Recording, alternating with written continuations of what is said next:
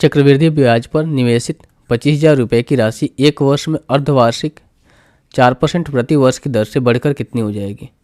अब देखो अर्धवार्षिक बोला गया ना, तो रेट आपका कितना हो जाएगा। चूँकि रेट तो जो यहाँ पर देख रहे हैं वो 4% प्रति वर्ष दे रखा है, लेकिन हमें क्या करना है, अर्धवार्षिक किसको लाना है।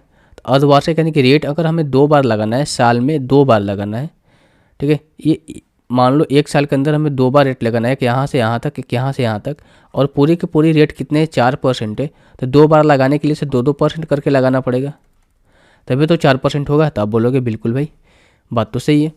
तो रेट आपका यहाँ पर कितना होगा, 2% पर कैलकुलेट होगा, 2% पर कैलकुलेट होगा। अब देखिए यहाँ से 2% की फ्रैक्शन वैल्यू होती है 1/50, यानी कि हम कह सकते हैं कि 50 रुपये अगर आपका प्रिंसिपल है तो इस पर 1 रुपये का आपका ब्याज मिल रहा है, यानी कितना हो जा रहा है, 51 रुपये हो जा रहा है।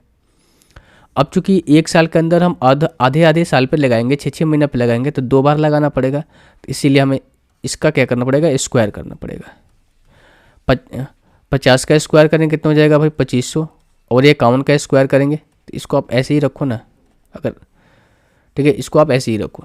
तो अगर 2500 की वैल्यू आप देखोगे तो जो निवेश कर रहा है पैसा, कितना निवेश कर रहा है, 25,000 रुपये निवेश कर रहा है। तो 2500 की वैल्यू कितनी है, 25,000 है, यानी इसका 10 गुना है।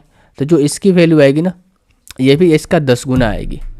अब देखो अगर आपको 51 का आपका स्क्वायर नहीं पता है तो यहाँ से आप क्वेश्चन को कर सकते हो। कैसे, आपको पता है कि लास्ट में 0 आएगा, और कितने 0 आएंगे, 1 0 आएंगे, क्योंकि यहाँ पर 10 ही है। तो जो लास्ट में 1 0 वाले ऑप्शन है ना, आप उसको देखो ऑप्शन नंबर डी नहीं होगा क्योंकि लास्ट में 1 है। ऑप्शन नंबर सी नहीं होगा क्योंकि यहाँ पर 2 0 है। अब देखो 2 आपके पास ऑप्शन बच गए, एक तो ऑप्शन नंबर ए बचा और दूसरा ऑप्शन नंबर बी बचा, ठीक है। अब यहाँ पर भी आप इसको छाड़ सकते हो। अगर देखो यहाँ पर 10 है ना भाई, तो 10 तो 0 हो गया, लेकिन इसका अगर यूनिट डिजिट देखोगे 51 और 51 का, इसका यूनिट डिजिट 1 है, यानी कि हमें कह सकते हैं कि 0 से पहले क्या जो वैल्यू आएगी वो 1 आएगी। तो 0 से पहले वैल्यू किस में 1 आ रही है भाई, 0 से पहले वैल्यू इसमें 1 आ रही है। तो यही इस क्वेश्चन का आंसर हो जाएगा। अदरवाइज आपको मालूम है कि 51 का स्क्वायर होता है 2601, और इसमें 10 से मल्टीप्लाई करेंगे तो हो जाएगा 26,010।